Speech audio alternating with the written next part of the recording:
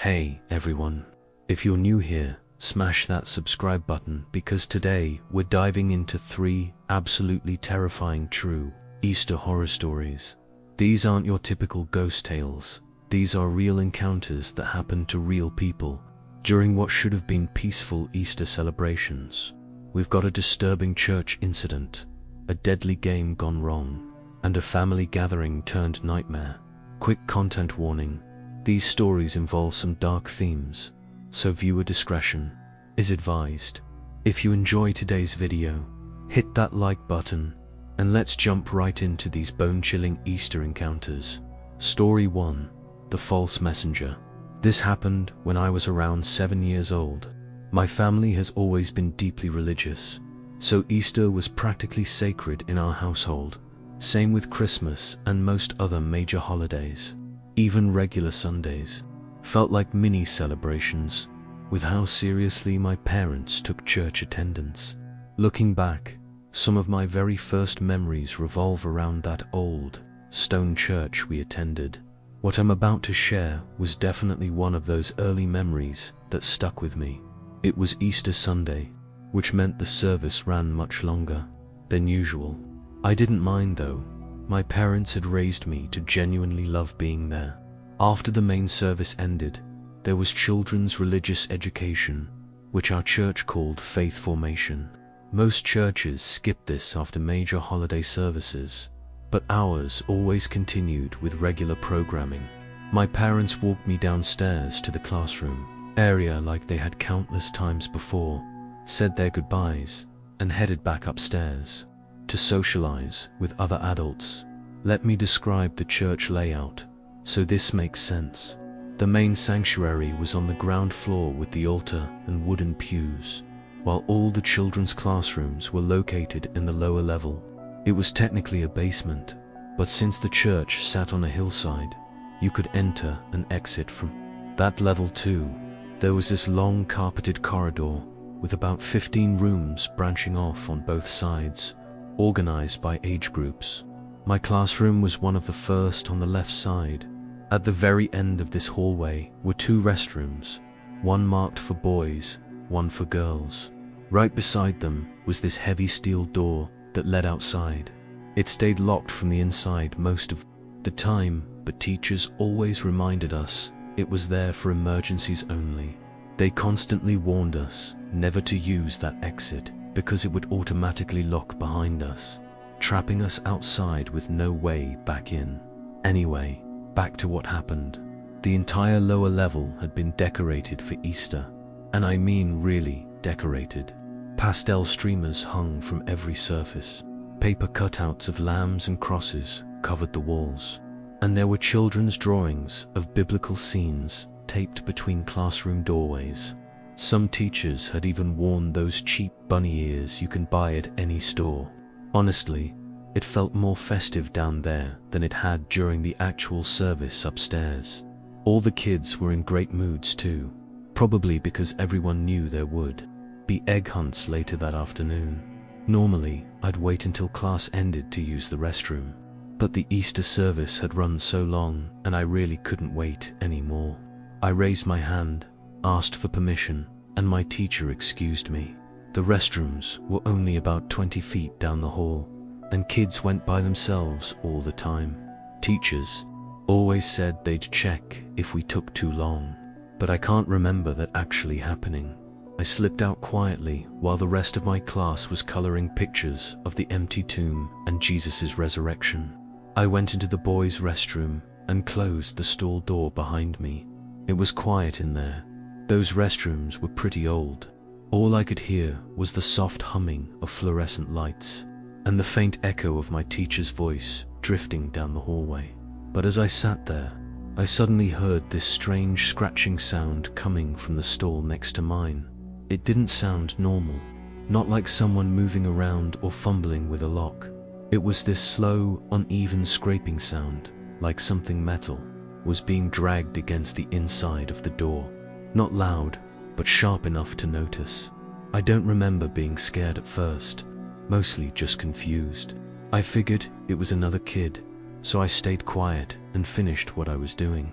But as I was washing my hands, I glanced into the mirror and saw that stall door slowly creaking open, instead of another child stepping out. It was a full-grown man wearing an Easter bunny costume. I remember how the ears drooped forward slightly, and how the whole suit looked wrong somehow. It was baggy and stained in places, like it had never been properly cleaned. The fur was more of a dingy, greyish white instead of bright white, and one of the plastic eyes on the head looked like it had been sewn back on crooked. Here's the thing though, I don't remember being scared when I first saw him. Like I said, I was pretty young, and in my mind this was just the Easter bunny making a surprise visit to our church. I actually smiled when I turned around. I think I even said hi or something like that. He didn't respond right away. He just stood there, halfway out of the stall, staring at me. His head was tilted at an odd angle and he wasn't moving at all. I remember feeling a little awkward, like I wasn't sure if I was supposed to say something else or what then. After this long, uncomfortable pause, he stepped completely out of the stall and slowly raised one arm, pointing toward the door like he was directing me to leave. That's when he finally spoke. His voice was muffled behind the costume, but I still remember his exact words. "You're the special, chosen child. I have a gift waiting for you outside." I didn't even hesitate. I was genuinely excited, thrilled at the idea that I'd been selected for some kind of special Easter surprise. I think the fact that this was happening inside my own church gave me a false sense of security or something. I pushed open that heavy steel door without thinking twice, not even remembering that it was supposed to stay locked. The Easter bunny followed right behind me, not saying anything else. He started walking across the asphalt toward the far corner of the church parking lot. There was a dark sedan parked way back there, mostly hidden from view by the dumpster and some overgrown bushes. I remember thinking it was odd that he had parked so far away, and that he didn't even have a basket of candy or eggs with him. At some point he took my hand as we walked. We were maybe halfway across the lot when I saw something that made me stop dead in my tracks. A second Easter bunny was stepping out of the car he was leading me toward at first. I just froze. My little brain couldn't process what I was seeing.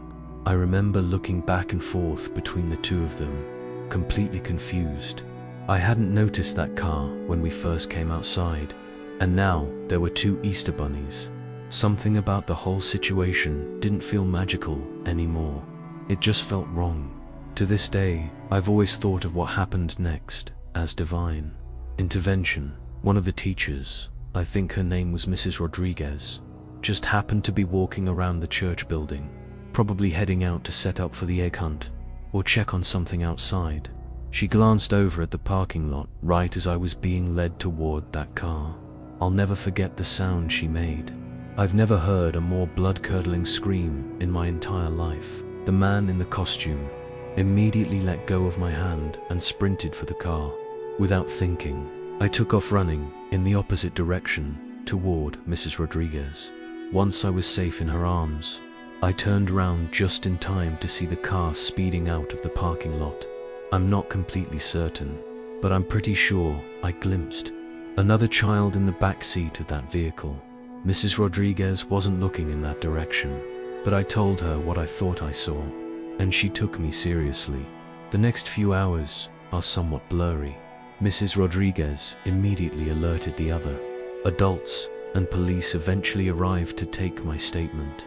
They asked specifically about the child I claimed to see in the back seat, and I did my best to describe what I had witnessed. Even though I'd only seen them for a split second and wasn't even sure if my mind was playing tricks on me, my parents were absolutely devastated, and rightfully so.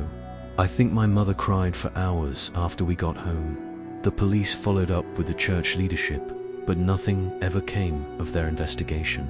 There were no reports of missing children in the area, so they didn't really have much to work with. The prevailing theory was that whoever had been wearing that costume somehow had access to the emergency exit key and had simply waited in the restroom for a child to come in alone.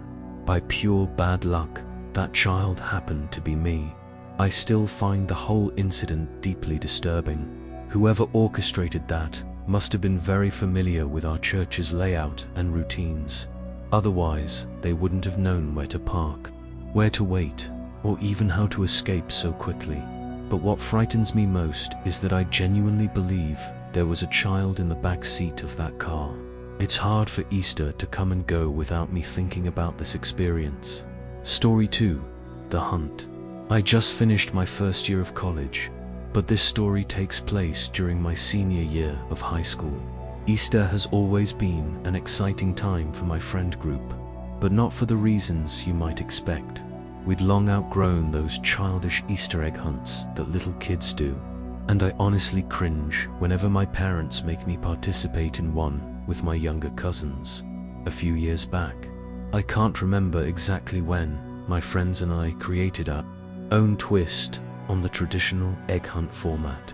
We developed this game that's basically a combination of manhunt and an Easter egg hunt.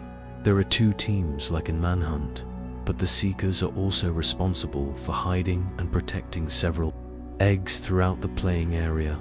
If the hiders manage to collect all the eggs, they win. If the seekers locate all the hiders within the time limit, they win instead.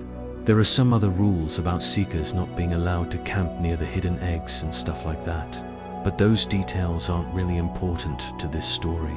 It was the Thursday before Easter, and school was cancelled the following day for Good Friday, so we decided to have a sleepover that night.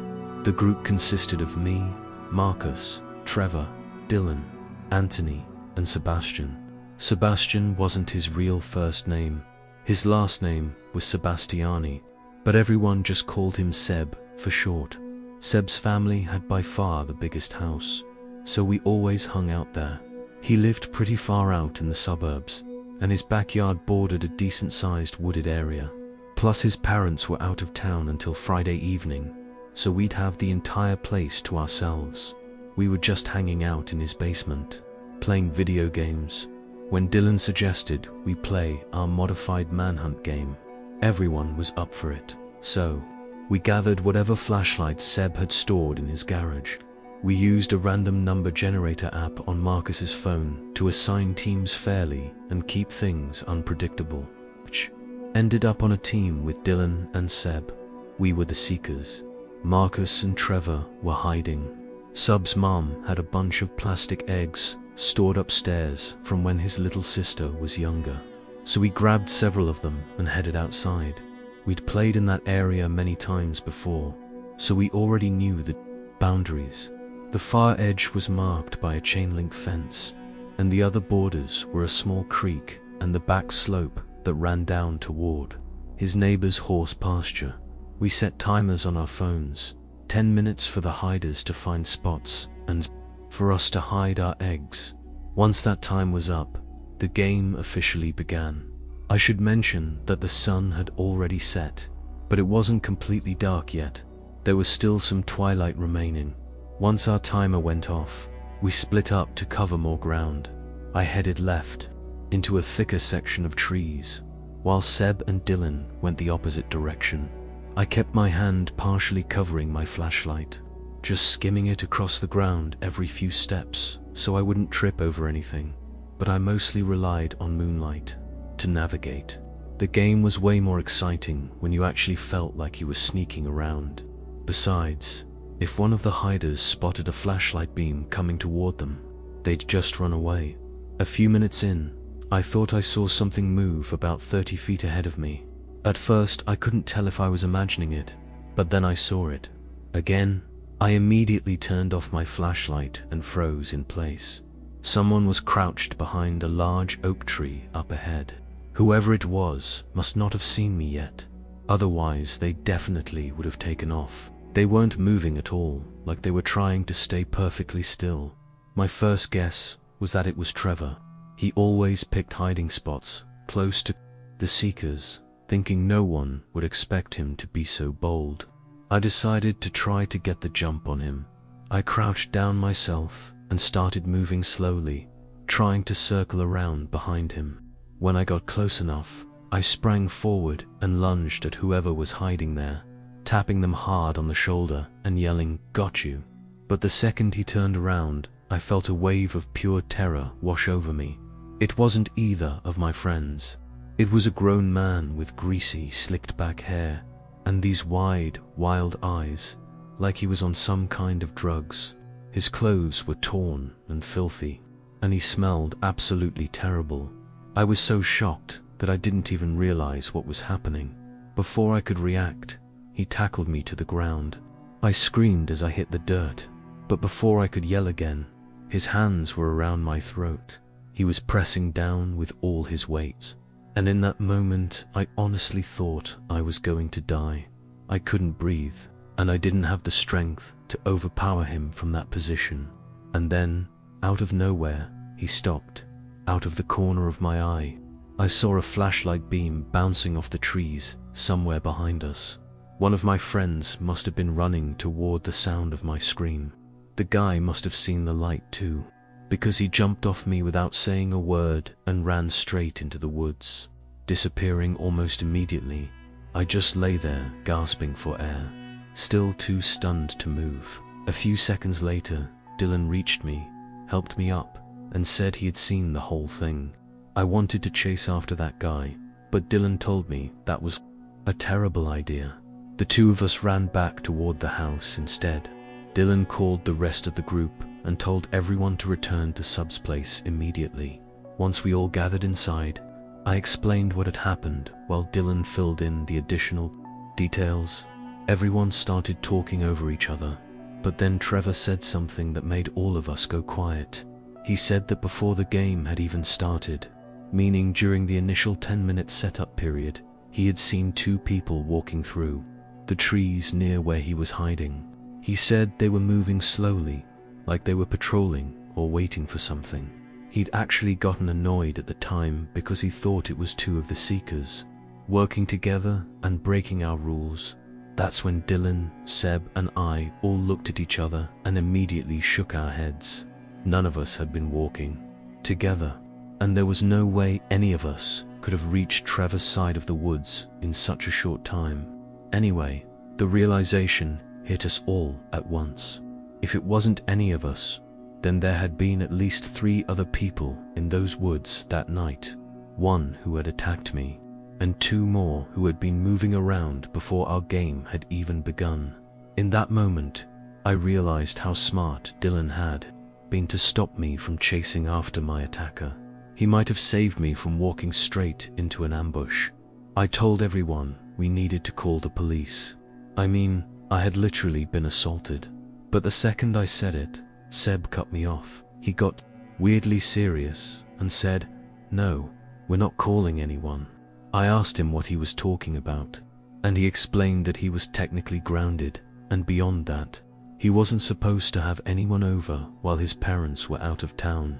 Involving the police would get him in serious trouble. I told him this was a genuinely dangerous situation and worth calling the authorities, but he wouldn't budge. The rest of the guys were kind of caught in the middle. No one wanted to get Seb in trouble with his parents, but I could tell they were all having a hard time, just pretending the whole thing hadn't happened. Eventually, I gave in and agreed not to call the police, trying to just enjoy the rest of the night. But I was seriously shaken up. I ended up going to bed early and left Sub's house the next morning before anyone else was awake. This might surprise you, but I actually wasn't too affected by this experience long term. I'm very much of the mentality that bad things happen and people have to move on, so that's what I did. About a week later, Seb told us he had felt bad about leaving those Easter eggs scattered in the woods, so he had gone back to collect them even though he was scared out of his mind. We all got a good laugh out of that, but his comment made me think back to that night and reflect on how close I had come to something much worse. I have no idea what those men were doing in those woods, but I can confidently say I won't be spending the night at Sub's place anytime soon. I'm at college now, far away from Sub's backyard, but with Easter coming up again, I got reminded of this story. Story 3, The Watchers. Every Easter, My entire extended family makes the trip out to my Uncle Robert's house, who lives way out in rural farmland. This past year was no different. Uncle Robert lives in this huge old farmhouse that sits on a wide stretch of property surrounded by dense woods on all sides. Even though I've visited many times over the years, I'd never actually explored the forest behind his house before. I'm not much of an outdoors person, so I've never had much interest in hiking or nature stuff. I was honestly dreading the trip. I've never really connected with that side of my family. They're all super outdoorsy, into hunting and fishing and that whole lifestyle. Most of them have lived in the same area their entire lives. Whenever I'm around them, I feel like the odd one out. On top of that, most of my cousins are way older than me, already married with kids of their own, or working full-time on various farms in the area. The only one even close to my age is Daniel. He's about 3 years older than me, and actually, pretty cool.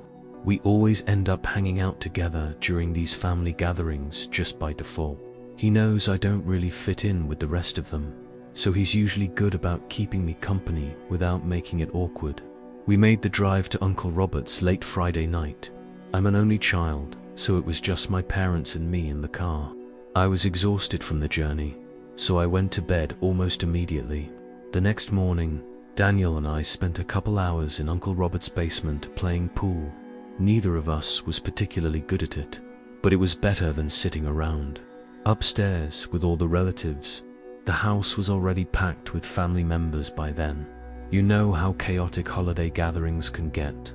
We mostly stayed downstairs, low-key, avoiding all the commotion. There wasn't a TV in the basement, so Daniel played some music from his phone while we talked about random family drama and other stuff not worth mentioning here. Daniel kept going on about the woods behind Uncle Robert's house. He said they stretched for miles, and that hardly anyone ever ventured far enough to see the really interesting parts.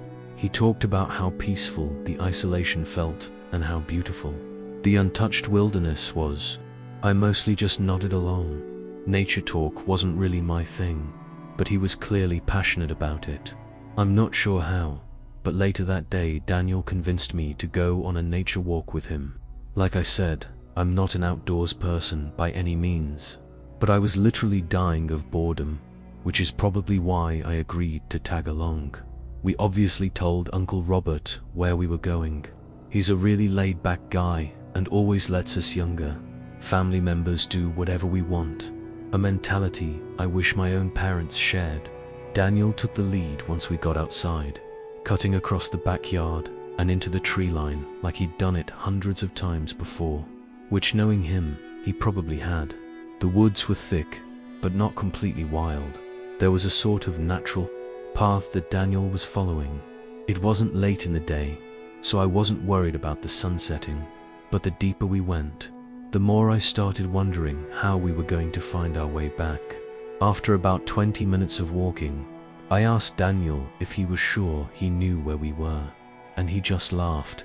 He told me he knew these woods like the back of his hand and that he'd been exploring them since he was a little kid.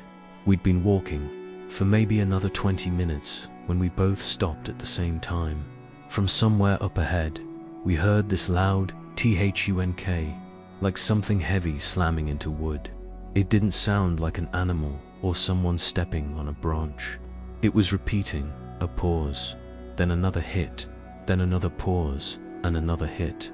It sounded like someone driving a sledgehammer against a tree trunk. That's the best way I can describe it.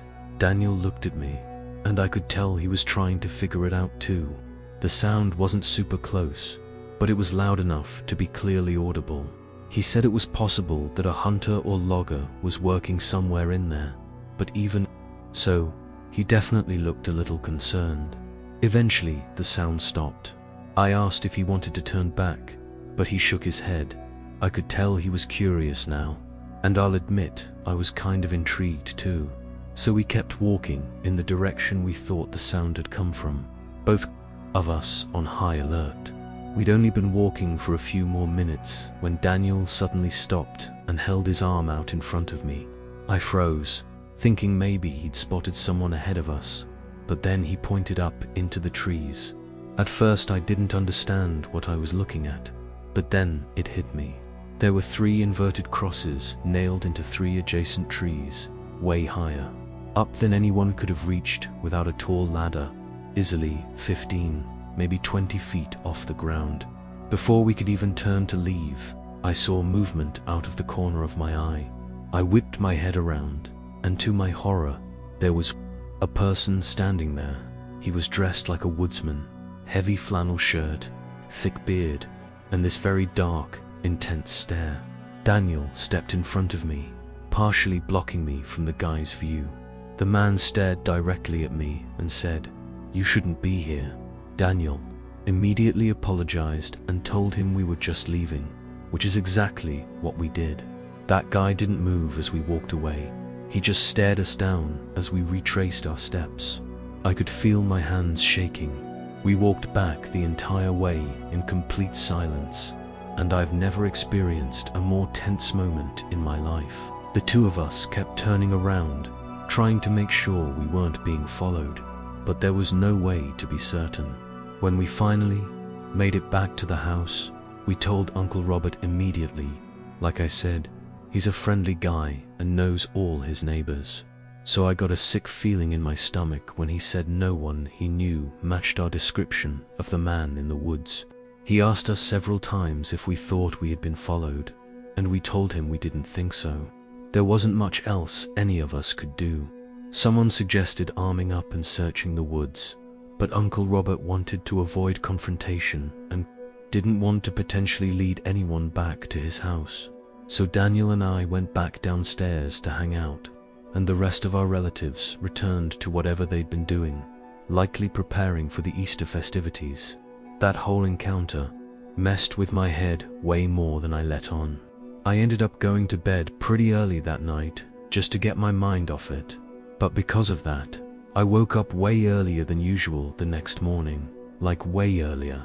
I rolled over, checked my phone, and saw that it was just after 5 a.m.